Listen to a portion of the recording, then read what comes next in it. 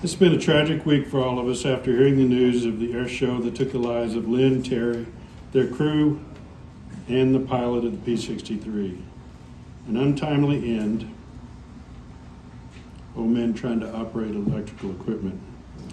To the lives of two men who lived for their families, their communities, and their love of flying airplanes, new and old. Terry and Lynn were class acts and consummate professionals. As we all know, they both retired recently after long and successful careers with AA.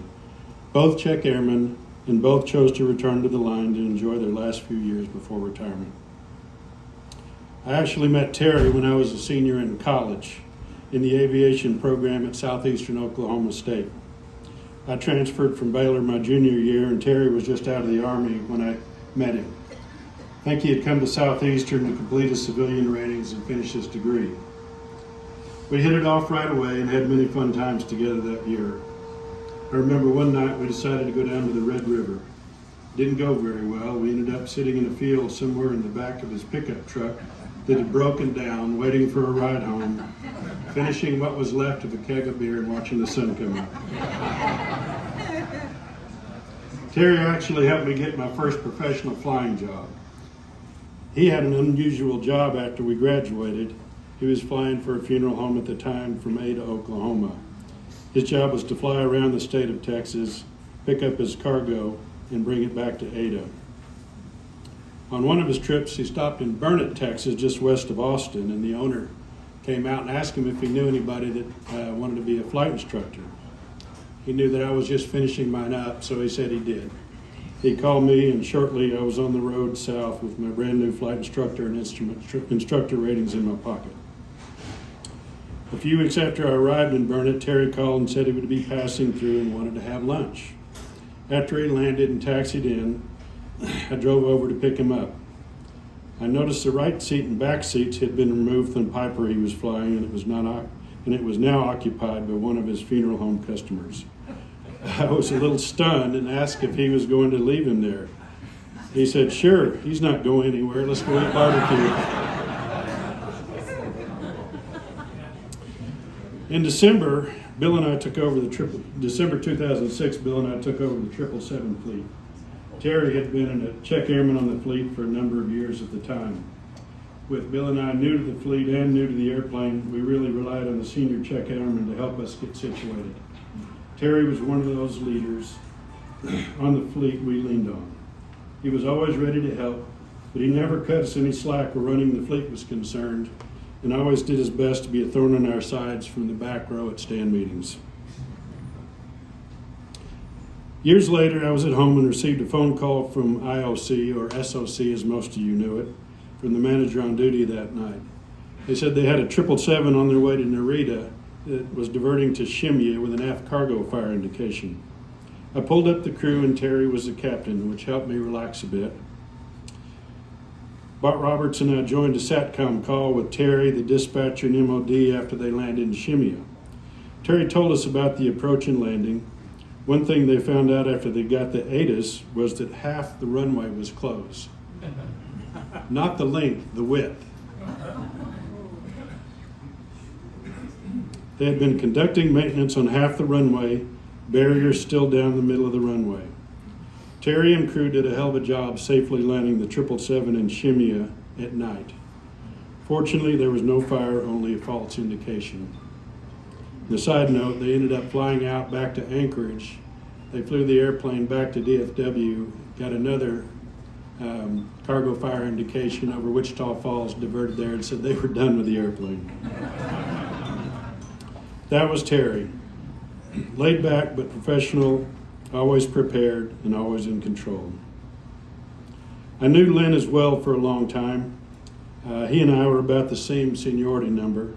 We often crossed paths around the system in 727 days on other fleets over the 36 years we were there. When I was working in the flight office, he often stopped by before and after trips to talk, and we always had great conversations. I always hated that I was out of town when he retired and missed his retirement flight. Lynn was known for his technical expertise as a captain and a check airman. He was an extremely humble man, very low-key with a dry wit. He was a quiet professional and a real gentleman all around.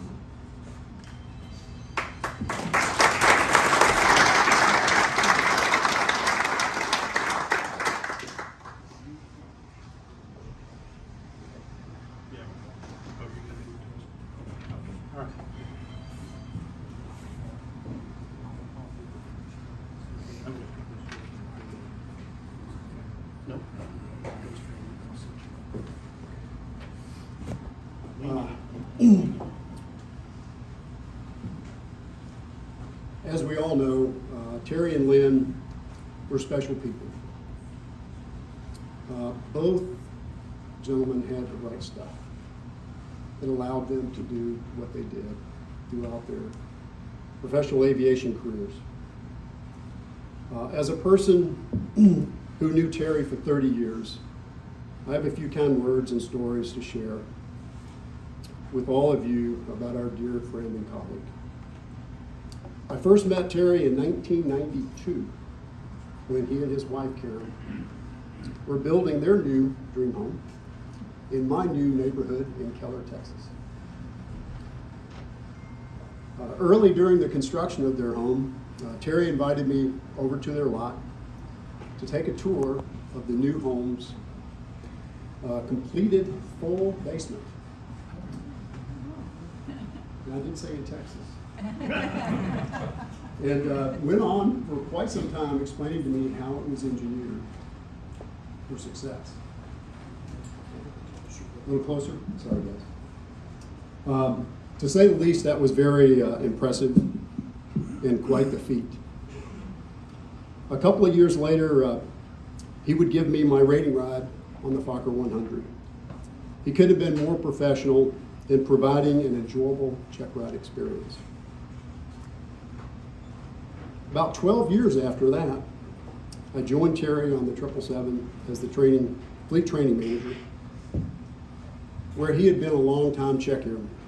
Shortly after joining the fleet, I remember Terry approaching me about being a stand coordinator again, a position that he had previously held on the fleet. And in my conversation with him, he just expressed the fact that he wanted to make me and Jim more comfortable on the fleet, having someone like him that we've known for years. I obviously graciously accepted his offer. This act of his generosity did not surprise me one bit. That was the kind of person he was. Terry was many things in his life. He was a family man. And he talked a lot about Karen and his two sons, Nathan and Caleb. He was an airline pilot and a check airman. A job that he loved, he was good at.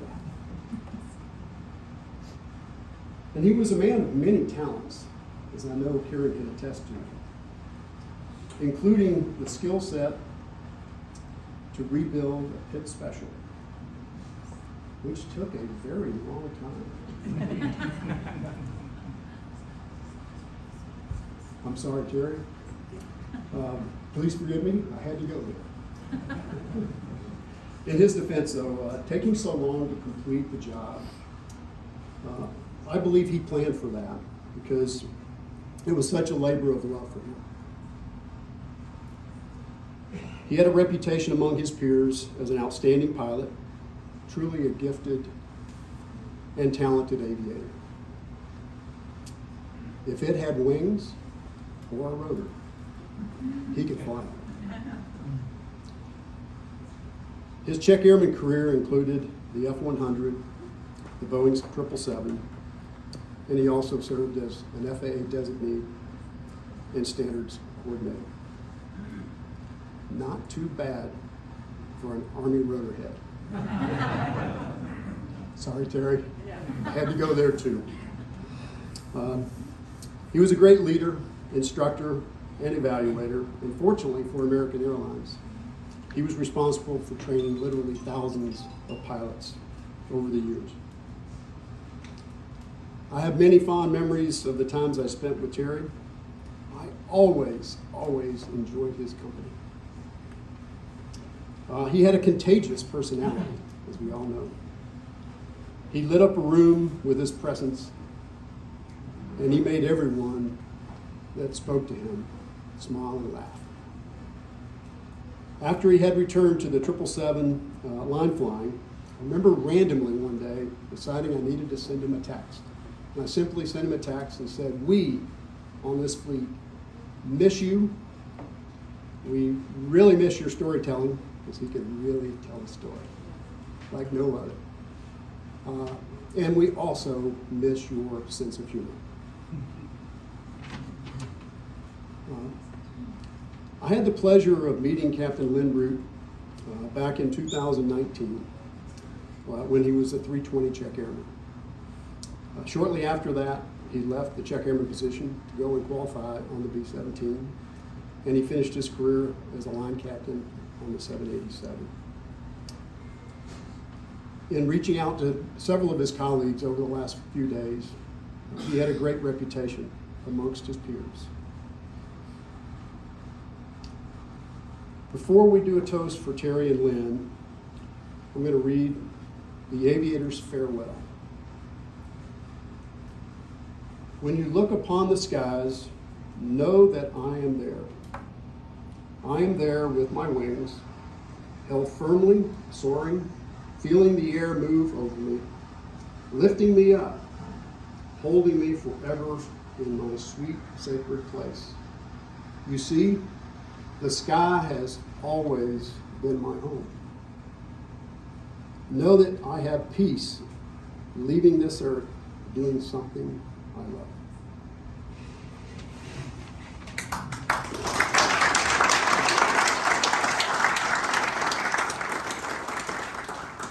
As most of you know, Captain Terry Barker is a Gray Eagle.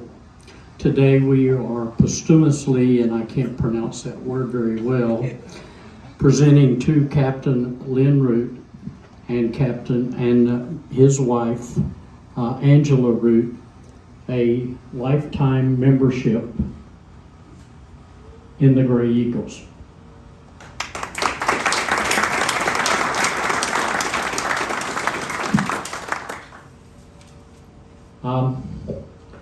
I want to read this from Captain Lyons. Let us give thanks for the many blessings we have received. However, let us also remember our fellow aviators, Captain Terry Barker and Captain Lynn Root.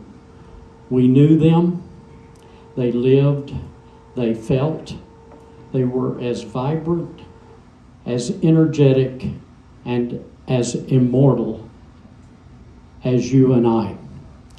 They were lost during what they loved the most. Let us not forget them, but remember them always for they have earned our respect and admiration.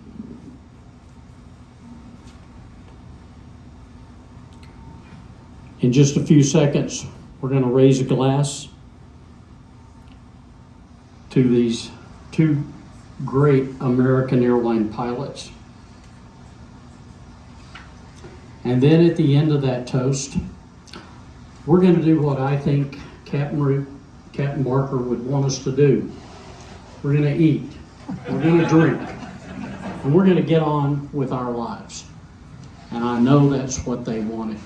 I think Captain Savage said it best. They died doing what they loved, and they don't have to worry about going to a nursing home.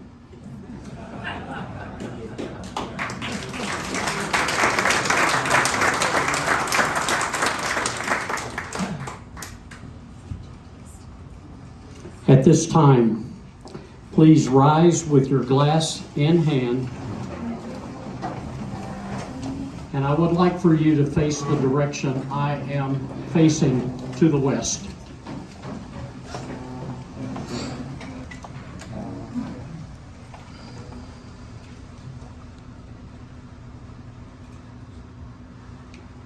Terry and Lynn went beyond aviation. They were the consummate professional, outstanding leaders, and mentors to so many. They had amazing careers at the greatest airline in the world. At this time, would you please rise and raise your hand to Captain Terry Barker, Captain Lynn Root. Godspeed, and we hope to join you in your new formation.